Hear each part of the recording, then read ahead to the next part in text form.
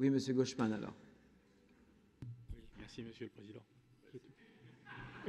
Bon, ce que je voulais dire, indépendamment de ce que voulait dire Pascal, c'est que je suis toujours un petit peu gêné quand on parle de mise en concurrence sur un même type de transport, sachant que pratiquement tous les équipements seront communs à tous les exploitants.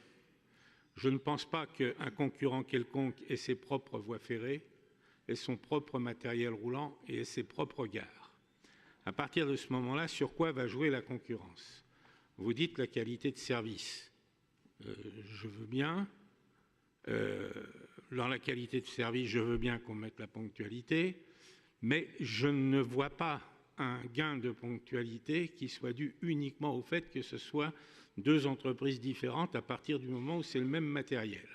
Alors, si effectivement, et c'est ce que j'ai cru comprendre, la mise en concurrence consiste essentiellement à établir un moyen de pression pour obtenir un avantage tarifaire, je comprends que vous l'utilisiez.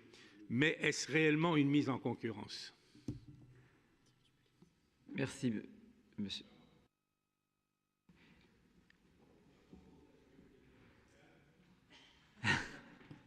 Voilà. À propos de ce que voulait dire Pascal, c'est juste un principe de rupture la rupture du principe d'égalité.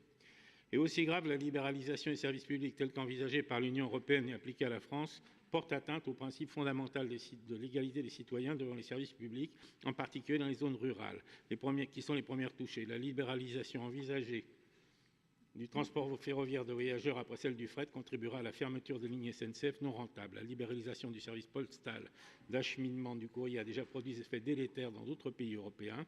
Ainsi, depuis 2007 en Espagne, la société Correos ne distribue plus le courrier aux habitations situées à plus de 250 mètres d'une voie principale. Combien de Français souvent âgés, vivant à la campagne, devront faire des kilomètres chaque jour pour relever leur boîte postale si la France connaît la même évolution?